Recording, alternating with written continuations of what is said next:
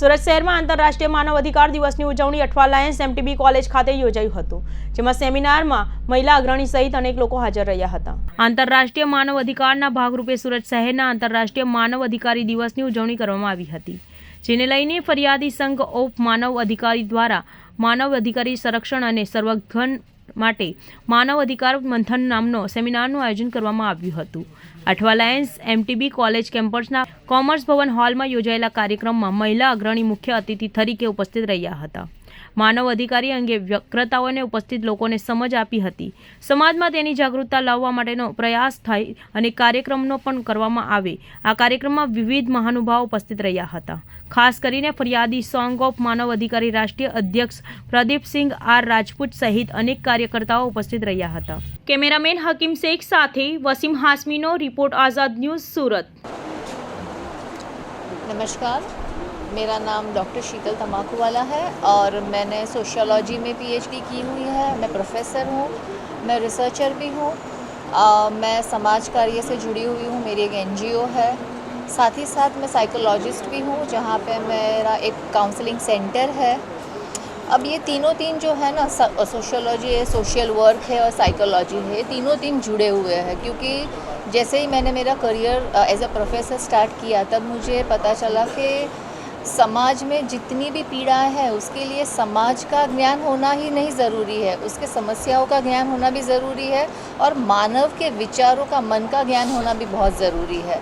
साथ ही साथ मैंने पढ़ती गई, मैंने बहुत सारे संशोधन किए हैं।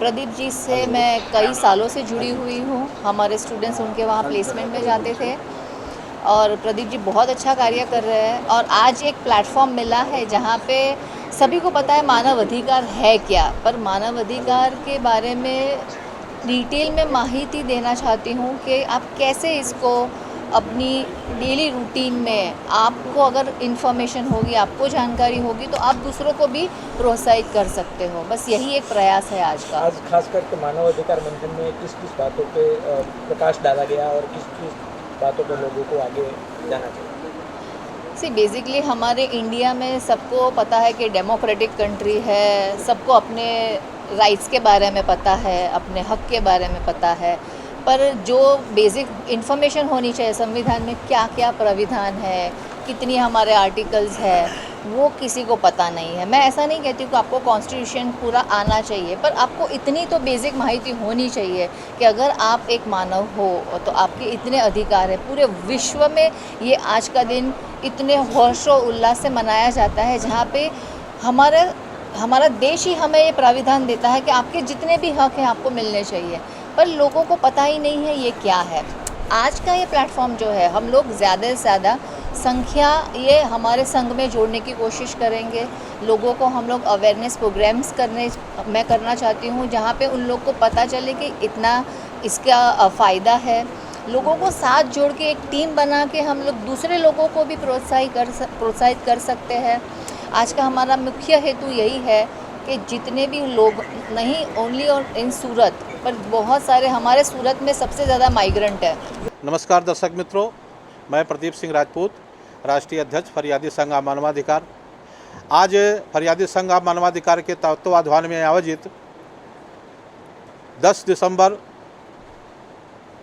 अंतर्राष्ट्रीय मानवाधिकार दिन के उपलक्ष्य में एक मानवाधिकार मंथन का सभा का आयोजन किया गया है, जिसमें मानवाधिकार संरक्षण और मानवाधिकार संवर्धन के बारे में विस्तृत मंथन के लिए हम लोग यहाँ इकट्ठा हुए हैं।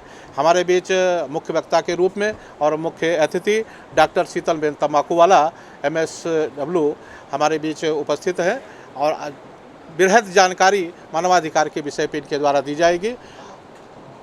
हम ये चाहते हैं कि मानवाधिकार संरक्षण और संवर्धन के द्वारा समाज में जो आर्थिक, सामाजिक और सांस्कृतिक स्वतंत्रता मिली हुई है, वो सभी मानवों को अच्छी तरीके से प्राप्त हो और सभी देश के वासियों को खुशहाली, समृद्धि और सेवा मिले, ऐसी हम लोगों की कामना है। मंथन में यह है कि मानवाधिकार का संरक्षण किस हिसाब से अच्छी तरीके से हो सकता है और मानवाधिकार का संवर्धन कैसे हम योजनाओं को बना करके बृहद रूप में मानवाधिकार का संरक्षण हो, सुरक्षित हो मानवाधिकार, और लोगों तक जागरूकता फैले, लोगों तक इसका मानवाधिकार के जानकारी लोगों तक पहुँचे, उस पर विचार विमर्श होगा।